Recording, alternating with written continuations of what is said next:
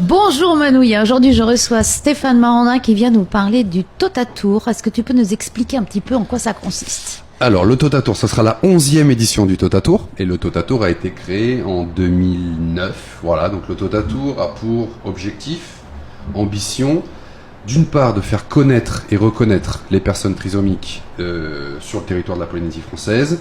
Et puis, bien évidemment, comme toutes les associations, on a aussi, nous, cette obligation de collecter des fonds. Des TOTA. Des TOTA, en l'occurrence, et puis de pouvoir autofinancer certaines activités pour nos jeunes.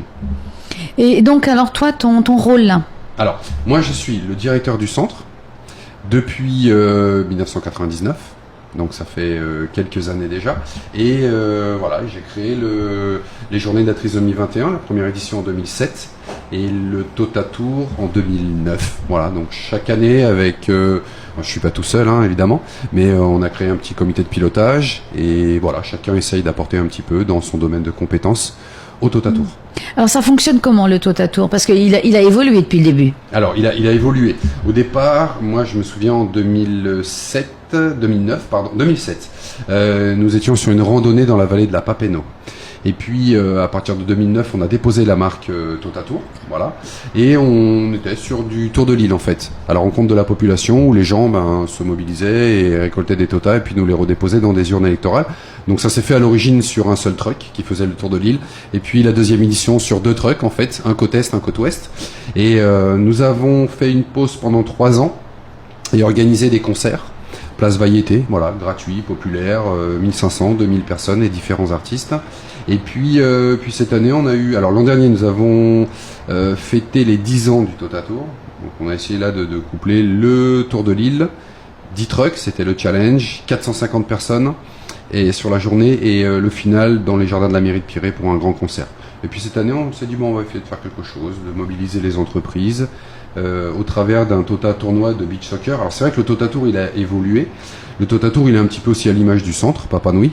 Il se trouve où le centre ? Alors le centre Papanui se trouve sur la route du collège de Taonoa, voilà, en face du supermarché, anciennement supermarché Pékin.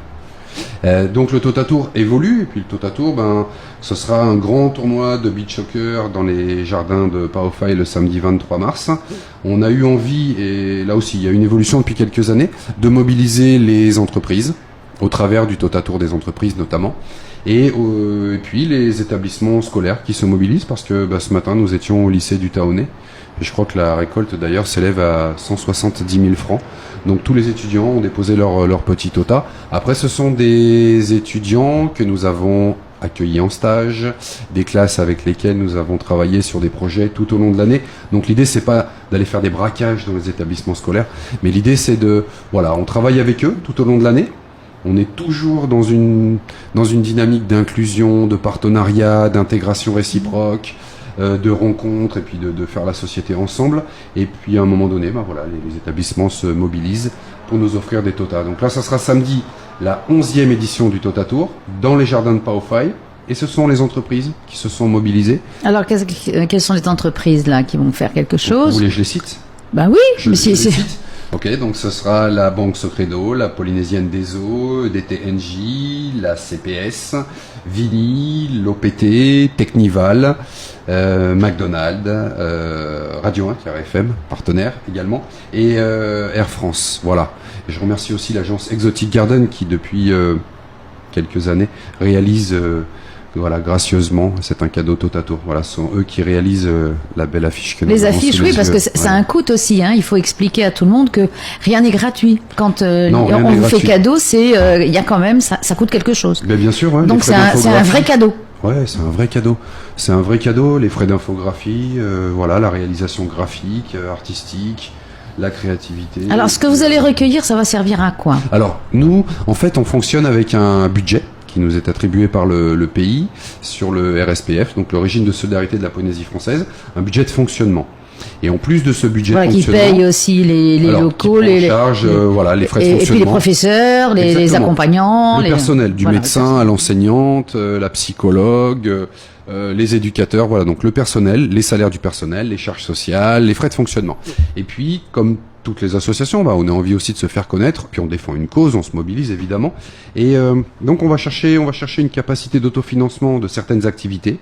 C'est de l'équitation, c'est du judo, c'est de l'art-thérapie, c'est aussi le fait que le centre est gratuit, donc on ne demande rien aux familles, donc on investit dans du matériel.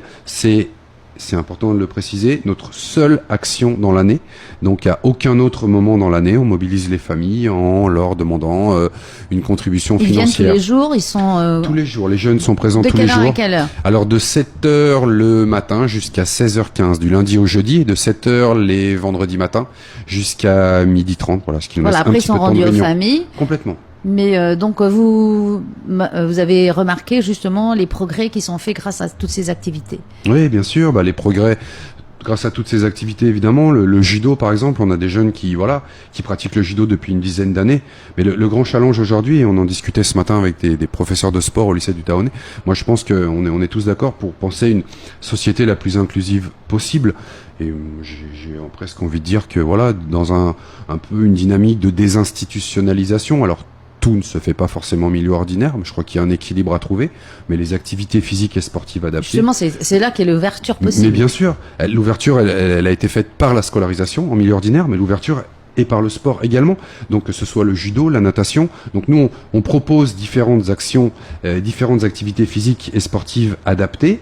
Mais je crois que si vraiment notre société veut évoluer, eh bien, il faut que les clubs sportifs ouvrent davantage leurs portes et puis qu'on soit dans une démarche où, à la limite, les jeunes ne pratiquent plus d'activité physique dans le cadre du fonctionnement des établissements, mais complètement en dehors. Que ce soit, alors, par le biais de la Fédération d'e-sport sport adapté, mais aussi par le biais des clubs et des associations en milieu dit ordinaire. Et donc, alors, bientôt, justement, vous ferez appel aux fédérations sportives pour avoir encore plus d'ouverture? Oui, bien sûr, on le fait déjà avec l'école Sainte-Thérèse, par exemple, où chaque année, en fait, on a des jeunes de l'école Sainte-Thérèse qui c'est inscrit, je présume, dans les programmes sportifs, donc en classe de CM2 notamment, l'activité basketball. Et nous avons également une équipe de basketball donc qui s'entraîne et qui pratique tous les mercredis matins. Et je remercie la SJT aussi, qui gracieusement nous met à disposition pendant 1h30 de temps tous les mercredis son gymnase.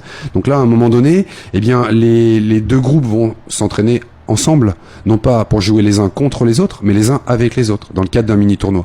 Donc en fait, on essaye en permanence, nous, que ce soit au travers de la permaculture ou du sport, de penser des projets avec le milieu ordinaire. Mais on peut toujours aller plus loin. En fait, on peut et on doit toujours aller plus loin. Après, c'est juste une question de volonté et d'organisation. Et de trouver les personnes qui sont en face et qui sont d'accord et qui fonctionnent. Mais qui fonctionnent et des personnes qui croient en l'inclusion, qui croient en la personne trisomique, qui ont une vraie vision, qui ne sont pas dans la pitié, dans la charité, mais qui réellement pensent dans l'acceptation. Dans l'acceptation, voilà. Et de l'acceptation par le sport. Enfin, les valeurs du sport aussi sont là pour nous le démontrer, quoi.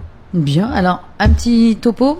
Alors, un petit topo concrètement, 13 équipes inscrites, rendez-vous pour tous les joueurs à partir de 8h, donc je précise qu'il n'y a plus de place, toutes les équipes sont constituées, à partir de 8h samedi matin sur le terrain de beach soccer dans les jardins de Paofai.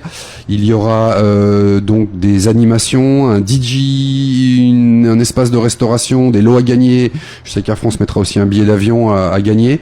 De l'animation, voilà, ça va bouger. Eh bien, on y sera. Merci Stéphane. Merci.